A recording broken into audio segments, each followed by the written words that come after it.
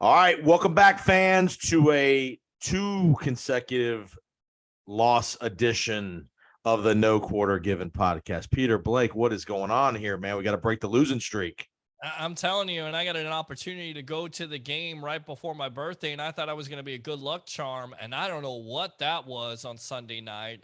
All the excitement, and then, of course, it's dashed just like that by Rashard White fumbling, all the momentum in Kansas City. But for me, the biggest story was the defense. We talked ad nauseum about how great this defense was, and they didn't have an answer for Patrick Mahomes and the Kansas City Chiefs the other night at all. It was embarrassing. First of all, before we get to it, happy birthday, man. Thank you, man. I appreciate it. What are you 52 now? I am 24. I'm 44 years old. I feel great. I feel like I'm 24. You look good, man. You look like Thanks, you don't look a day over 38. There you go. Appreciate it. See, that's the reason why I shaved the beard in the first place. That's right, man. Yeah. All right, we want to give everybody again shout out to Peter Blake for his birthday. We also have some other good, exciting news this week. Paul Stewart, our boss man here at the BuckPower.com podcast network.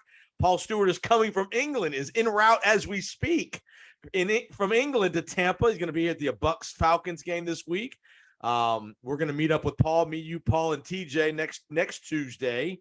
We're going to meet up for a little dinner, and we're going to get some BuckPower.com t-shirts from what I hear, and nice. maybe even a computer pad and all that kind of good stuff. So looking forward to seeing Paul Stewart.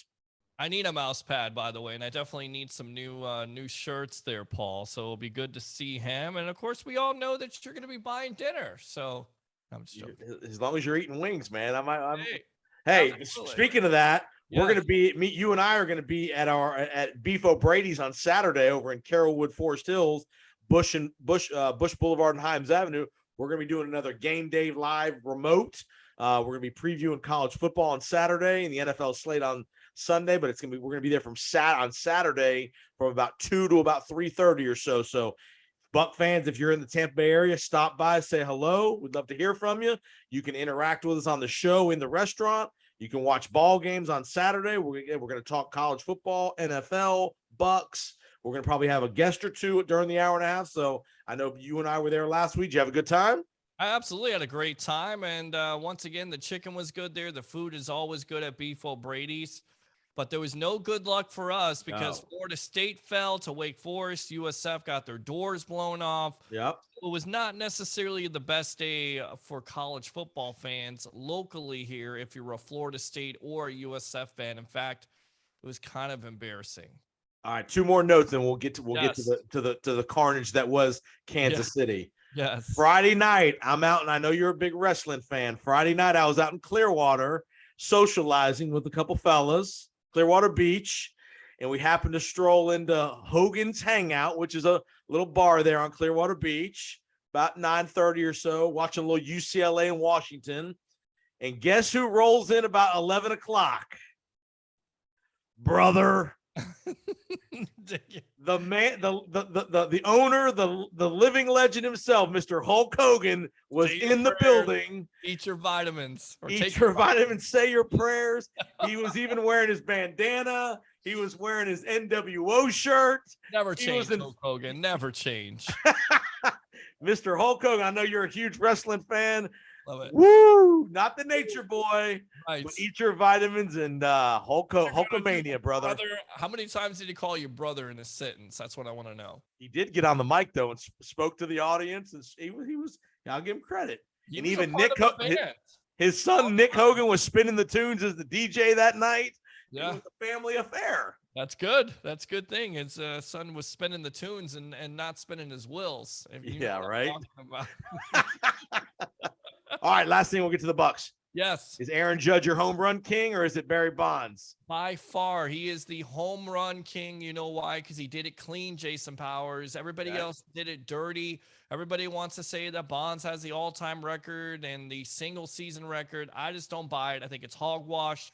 Everybody should basically be giving their flowers and their roses to Mr. Aaron Judge this year for the year that he's had for the New York Yankees, not only the MVP, possibly an opportunity to win the Triple Crown. It's been amazing. And ask, Roger Maris Jr. what he thinks about Judge and what he's done this year. You'll get your answer right there. Yeah, good for Aaron Judge doing it. By the way, pretty nice lottery ticket. That person in Texas in the front row of the bleachers catching that ball is going to be a nice lottery ticket if he wants it to be. Oh, he'll probably fetch a couple $1,000,000 for that ball if he wants to. $2 million right there in your bank account. What do you think about that? And we heard from former announcer who actually went locally to Golf High School, Sarah Walsh, who was disappointed in her husband, who I guess is a bullpen coach for the Toronto Blue Jays. Yes. And he didn't collect anything. He just gave the ball up. She was disappointed. She was like, that could have been worth some money, and she was right about it. So well, he can't collect them. I mean, he works for the organization. He can't keep the ball. Come on. Now, what would Peter Blake do with $2 million if he caught the ball? Would you sell the ball? No, I would not sell the ball unless I'm going to get $2 million. I get $2 million for it or more. Then I'm going to pay my bills off. I'm going to help my mom out. I'm going to help my family out. And I'm going to put that money away so I could save it so I don't ever have to get on the phone again and sell anything. How about that? So, yeah, you're going to it'd be the Peter Blake Podcast Network is what it would be called, brother. You know it, brother. All right, let's get to the carnage Sunday night. Yes. You were in the building. I mean, just a disastrous start. Rashad White fumbling that kickoff. 2 plays later, Travis Kelce basically walks in the end zone. In the Bucks, I mean, they answered, give them credit. They went down, kicked the field goal. But after that, they just could not stop Patrick Mahomes. They had him a couple times bottled up, and give Patrick credit. He made 2 great plays. The Carlton Davis blitz that he had him wrapped up on 3rd down, and he completed the 3-yard pass. And then obviously we all saw the scramble play around the goal line where he flips the ball in the end zone. But again, the Bucs defense did not have an answer in that first half. No, and it seemed like on 1st down, and the Bucs were trying to run the ball on 1st down. They weren't having success, and they really haven't had that much success this year on 1st down. But Kansas City was having that success, if you will, getting 6, 7, 8 yards. So you add that up, and it comes down to manageable situations, right, Jason Powers? So you're able to open that playbook up, and with a Mahomes, a 3rd and 2 or 3rd and 3, you can start to really get creative. Oh, yeah. The disappointing aspect about the defense is not only did they not get consistent pass pressure on a Mahomes, but they didn't stop the running game all night long. In fact, in tune of 179. Oh, I heard it was 189. Okay. 189 total rushing yards. That's not going to get it done. I mean, no. This had to be one of the most disappointing performances in Todd Bowles' career. Defensively, I get it. He's a head coach, but he's also a defensive coordinator. Have you ever seen this defense play this bad? Well, there's been some moments. They've not played great in the 4 years he's been here, but I get your point. With the expectation, here's what and here's the scary part. Kansas City didn't have an 80-yard touchdown. They just methodically went down the field. It wasn't like they were gashing us for 25 and 30 at a time. The running game, it was 6, 7, 8 yards a clip running the ball. Pacheco ran the ball really hard. Edwards-Helaire was solid. And again, Mahomes was just like it was a puppet. He was just, and I didn't like that the Bucs didn't put a lot of pressure on him in that first half. They didn't blitz much. Again, Barrett and Shoyinka didn't put much pressure, and Vita Vea was kind of invisible on Sunday night. But give Kansas City credit. Their offensive line manhandled the defensive line, and Shaq Barrett probably shouldn't be running your mouth during the week about what you're going to do to the KCO offensive line. Because that's bulletin board material, and that offensive line took that to heart, and they basically came out and dominated that Bucs defensive line, holding at bay a JTS and, of course, the Shaq Barrett. And I talked to Shaq before the game and asked him, you're going to get after the quarterback. And, of course, everybody remembers just 2 years earlier in Super Bowl 55 how many injuries that offensive line had at the time and how the advantage favored the Tampa Bay Buccaneers. That was not to be the other night. And Mahomes' mobility is underrated. He is very good running around in the pocket. He knows how to get those 7 or 8 yards, scrambling, get out of bounds, not get hit when it's 3rd and 3, 3rd and 4. He is really good at him. He doesn't look like he's the most athletic guy, but he's athletic enough. You saw the play where he flipped the ball in the end zone. He outran Anthony Nelson to the corner to be able to create that, to keep the play alive, and then he flipped the ball in the end zone. Yeah, and I think the most disappointing aspect also was Vita Vea. Where was he, and how much of a major injury losing at Akeem Hicks's, because you didn't see that constant pressure. You didn't have a lot of action. Once again, the offensive line of Kansas City really dominated that line. And you're exactly right. When Mahomes gets outside of that pocket, he scales the pocket. He's smart enough to get down and slide. He did that in the red zone just a couple of times. And that's really frustrating because you can't put a hit on him. If a quarterback is going to run, you want to make sure to put a hit on him. So you remind him not to do that next time. The Bucs weren't able to do that on Sunday night. And Buck fans, want to remind you, we have 2 great interviews after our review of the Kansas game. We're going to talk to Super Bowl champion, the first ever Buccaneers Super Bowl champion quarterback of your Buccaneers, one Brad Johnson. Wow. Is joining us. Peter and I interviewed Brad. What an interview it is. He talks about his, you're just listen, you're going to love it. It's a great interview. He talks about his Buck career, how he got here, all that kind of stuff. So we're going to have Brad Johnson going to talk. Paul Stewart's going to give a montage of the Atlanta Falcons. So lots of, great insight we're going to provide you on the episode. We're almost done with the review, and then we're going to preview the Falcons game after Paul Stewart's montage. But before we wrap up the review of Kansas City, let's go to the offensive side. A couple of things. I'm starting to get worried about Julio Jones. Non-existent. 1 catch for 7 yards. And his health. Right. Is he hurt at this point? He's been largely ineffective since the Dallas game. Chris Godwin looked good. He kind of got banged up, but he was okay. Got the wind knocked out of him. And Mike Evans, once again, the most consistent player on this team and probably the best teammate, and surpassing James Wilder with scrimmage yards for the franchise. Mike Evans, 2 touchdowns, doing Mike Evans stuff. But you need another wide receiver on this team, especially if Julio Jones. I get it. You got Chris Godwin, you got Russell Gage, but Jones has been largely ineffective, and it kind of makes you wonder, with Cole Beasley today retiring, does that open up the arrival of OBJ? I predicted this. I think OBJ will be a Tampa Bay Buccaneer. I know I was talking some nonsense. Even Paul reminded me of this team going undefeated, that they could get past the Packers. But seriously, OBJ to the Tampa Bay Buccaneers just seems to make so much sense. At the end of the day, this team is in a great position. You're not sure about your wide receiving depth and help.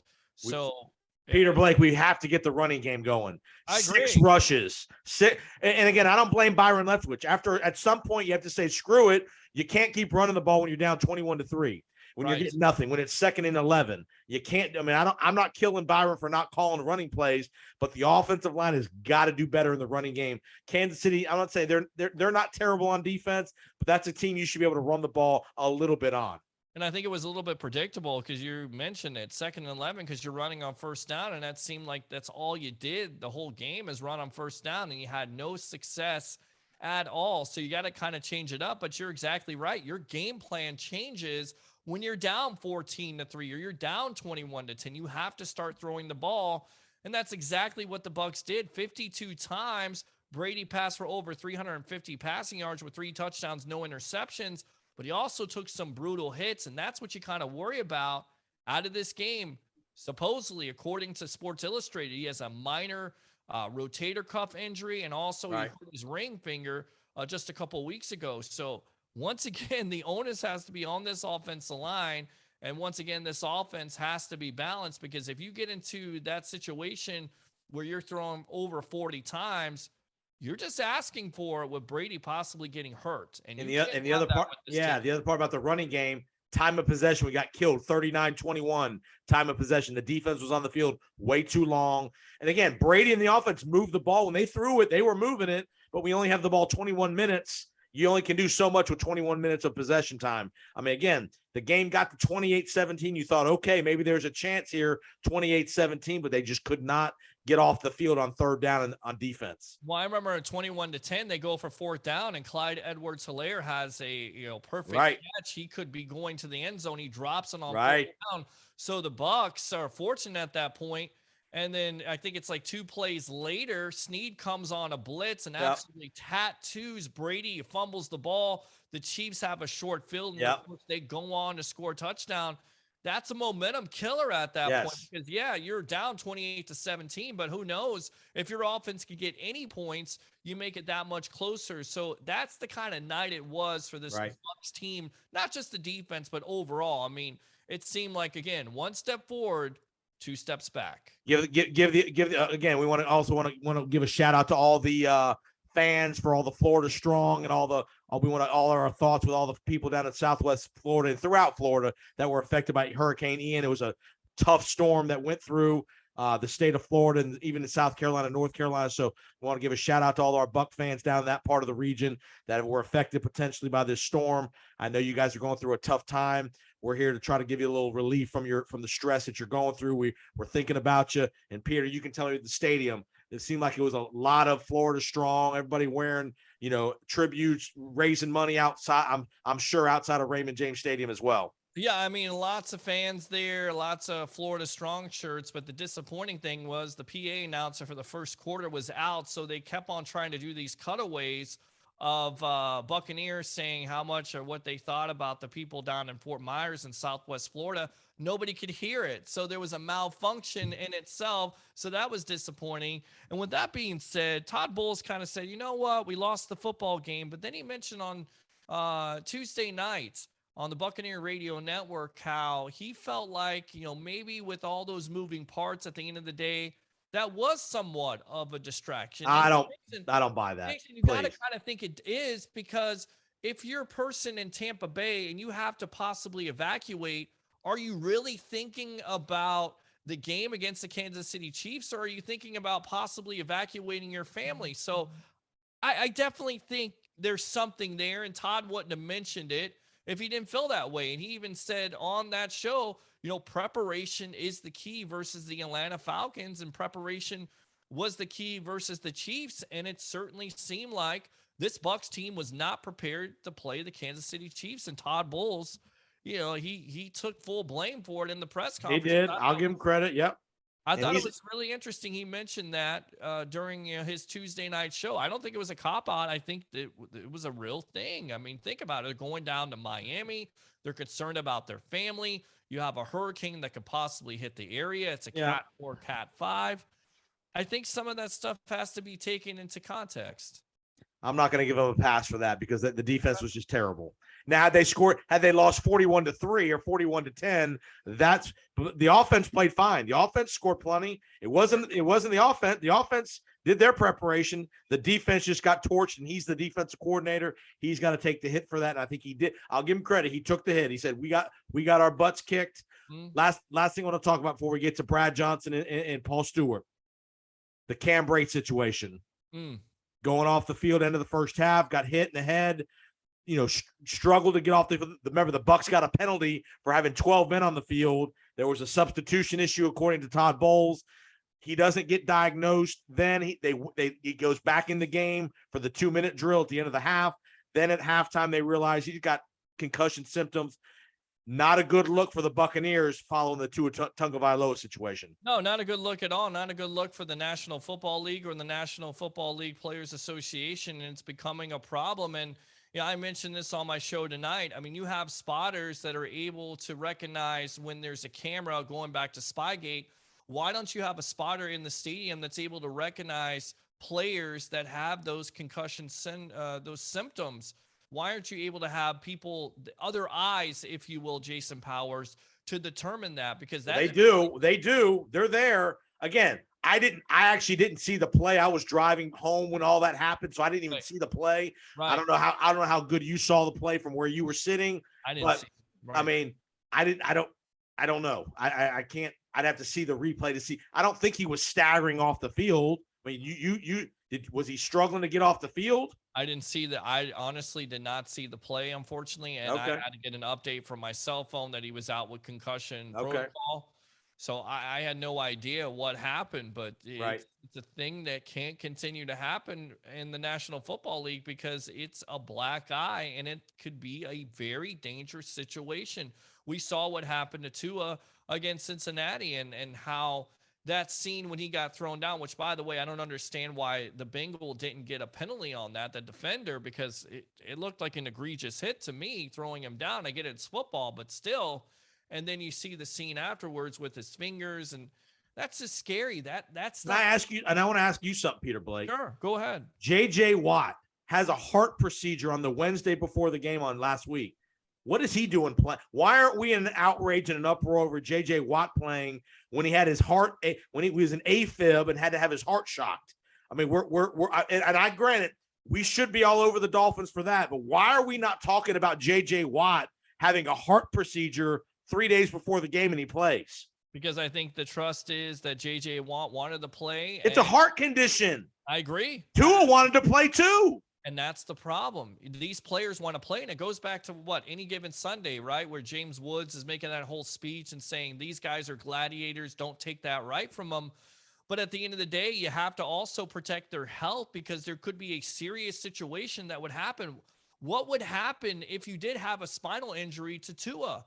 Then basically at that point, the Dolphins are liable. That kid's never going to play again. Sure. Who knows if that kid ever plays again? So you're exactly right. I couldn't believe that story didn't get more press, but you know, it's J.J. Watt. I mean, the guy is just. No, why is Arizona not saying you're not playing Sunday? I don't know. I don't understand it. Because after what just happened with Tua. Because he gives them the best chance to win. And at the end of the day, as much as we want to sit here and say the NFL Players Association, the teams care about their players, we all know what this comes back to. It comes back to revenue and money for that team. Well, him playing had nothing to do with the money. Well, I mean, it gives them the best chance to win. And winning is all about money, right? I mean, I'm shocked that story has not gotten more legs this week. I agree. Especially when he had a press conference after the game saying, I was scared to death, you know, when I had to have this procedure done on Wednesday or Thursday of last week. You know, I was nervous thinking about my newborn coming, whatever. And this guy's playing in the game Sunday. Is allowed to play in the game Sunday? No business playing in the game. If JJ Watt comes to me and says, I want to play in the game, and you have a heart procedure just a couple days ago, you're not playing. But there is no there's no balance there, right? There's no mediator. There's not another set of eyes saying, you know what, this is not going on. And everybody wants to say, well, it was on the neurologist. He wasn't affiliated with the Miami Dolphins. That's a cop-out. The Dolphins knew. The Dolphins coaches knew. Most likely the owners knew. That's the way they operate. And they're just trying to basically cover their you-know-what. Yeah, interesting situation. It is. All right, so we're going to go to Brad Johnson. Again, you're going to enjoy this interview. It was we talked to Brad for about 15 minutes about all things Buccaneers, his Buccaneer career. He is going to, and I'm going to give you a little preview, Peter. You remember we love this part. Brad is going to tell you the exact play call when Joe Jaravicius caught the ball in the vet on the crossing route for the touchdown in Philadelphia when they won the NFC title game. The exact verbiage of the play call. How cool was that? So cool. So cool. All right, enjoy our interview with Brad Johnson. Then we're going to follow that with Paul Stewart's going to give our montage of the Atlanta Falcons rivalry. You're going to enjoy that montage as well. And after the montage, we'll be back with an Atlanta Falcons preview this Sunday, 1:00, Raymond James Stadium. We'll be back in just a couple of minutes, Bucs fans. Don't go anywhere.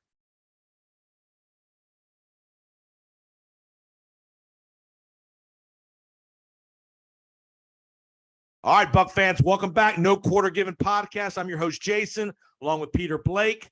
Again, hopefully you love that interview with Brad Johnson. Paul Stewart's great montage.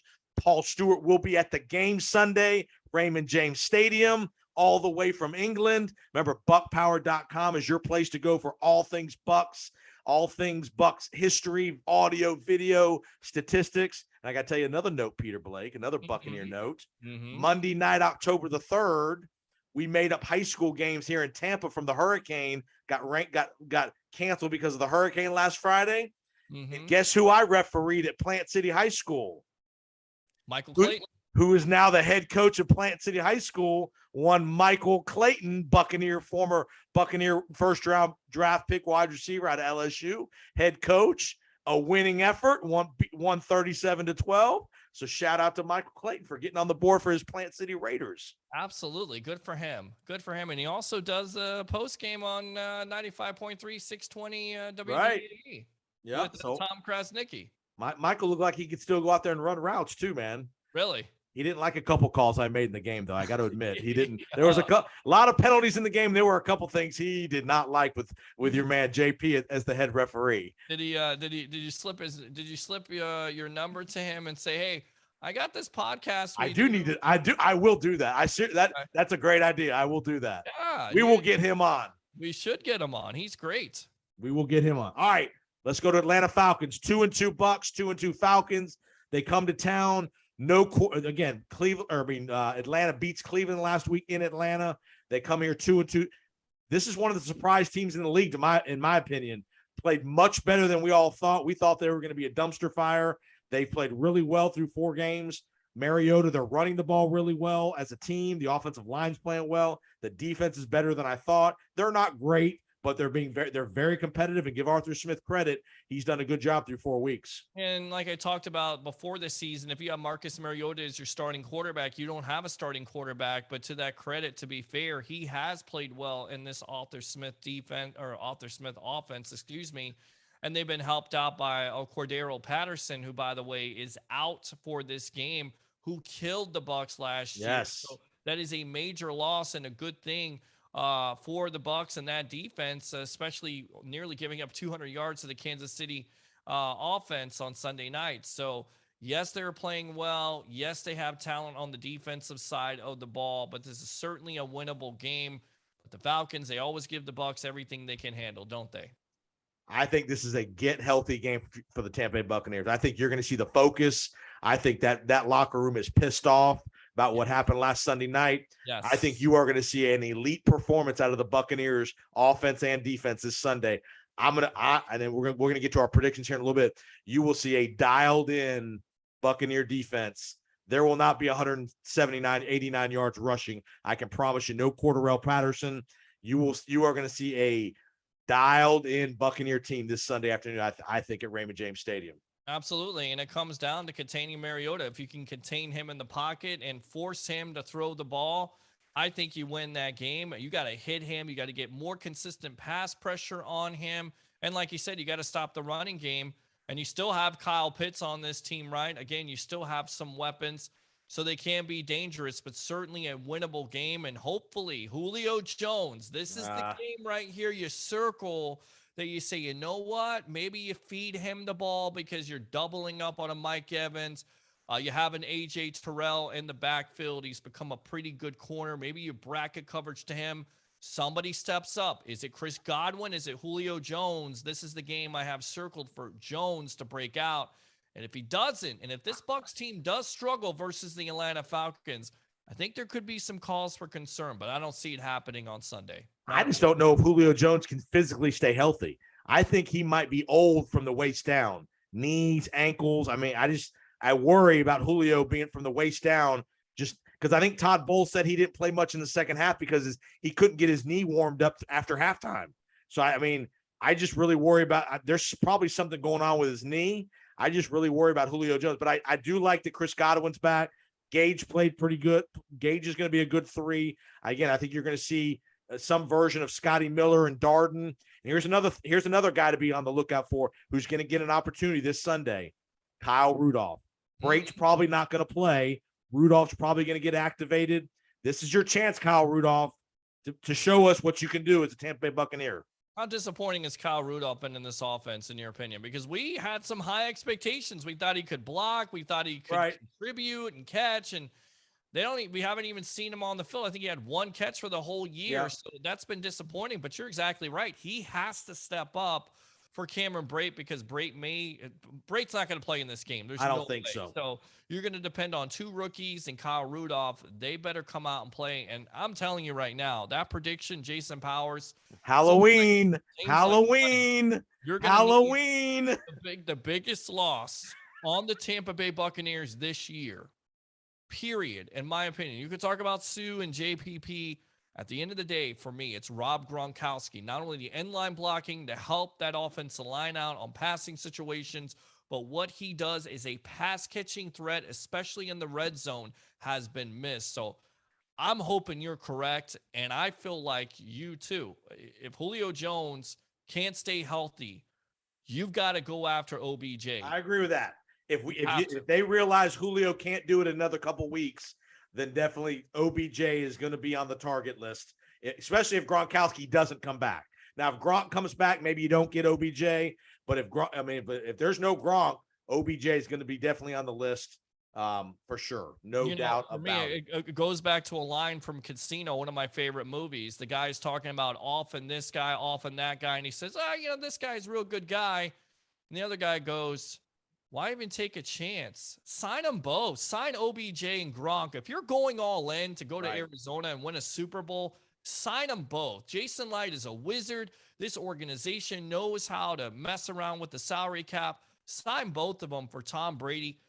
And let's have Brady go out if he's going to go out at this point because of the situation, off the field, which I guess we can just talk about it. It sounds like they've both hired divorce lawyers. It's probably happening here. I hate to say it, but that's the news is kind of getting out of the bag here. It sounds like the end is coming between Tom and Giselle. Right. The end is near, possibly. So if that end is near, do you think that kind of controls Brady's mindset to say, you know what, this is the last year. Maybe this is not the last year. Maybe especially if he's single. Right.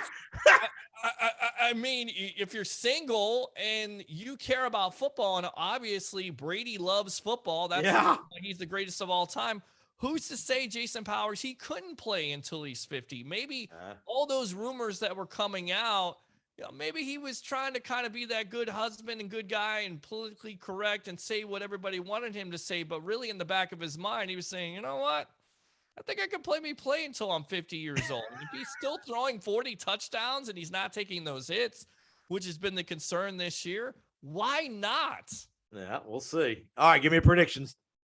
41-17 Tampa Bay. Just take it to him, okay? Just take it to him. I'm in that neighborhood. I was going to say 38-14 is going to be my call. Let's run the ball a little bit. We got to get, again, Fournette and Rachaad White going a little bit. Balance. Again, I think the Bucs are the dominant team here. Atlanta should not be within minimum 2 touchdowns. I saw your boy Harry the Greek said take Atlanta minus the 8 plus the 8.5. No way, brother. Load the wagon on the Buccaneers. You are going to have a dialed in Tampa Bay Buccaneers team this week. That I can promise you. I agree, especially when they're at home, right? I mean, they're not on the road. They're at Raymond James Stadium. So you're 0-2 at home. You got to show out for these fans. It's time to put the pedal to the metal against those Atlanta Falcons. And the schedule eases up here this next month. You got an opportunity here to run off a couple of wins, 3-4 wins in a row potentially. So, this is a chance. You got through the first quarter of the season, rough part of the schedule, 2-2, which is good. You're still in first place. New Orleans is struggling. Now's the time to get some separation in this division. And I'm with you. I think big win for the Buccaneers Sunday. Remember, Bucs fans, Saturday, 2 o'clock, 2 to about 3:30. Peter and I will be doing Game Day Live from Beef O'Brady's, Himes Avenue and Bush Boulevard in the Carrollwood, Forest Hills area, Tampa. Come on out and say hello. We'll talk to you. We'll get you on the air if you need to, all that good stuff. It's a great atmosphere. Watch your favorite college team. You can go there on Sundays and watch NFL, Thursday nights, Monday nights. That's the place to go, Beef O'Brady's, Bush and Himes Avenue. Peter Blake, yes, sir. Have a great birthday week. Thank you. Congratulations.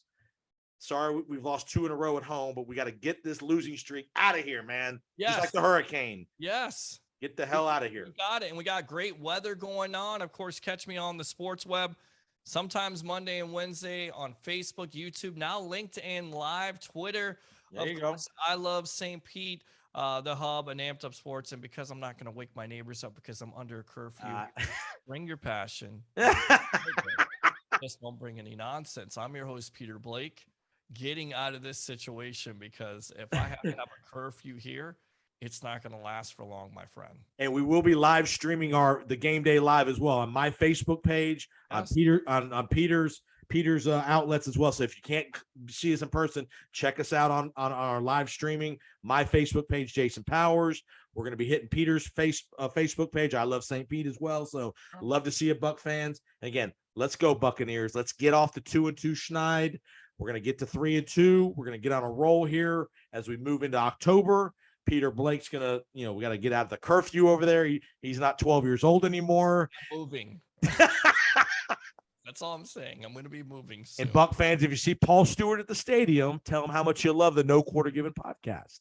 There you go. All right, Buck fans. See you Sunday. Good luck. Remember, it's a 1:00 game Sunday, Raymond James. Expect the weather to be good. And let's say one thing as we going out the door. And I'll say it, Peter, because you can't, because you'll get in trouble. Let's go. See you next time, Buck fans. No Quarter Given podcast. Go Bucks.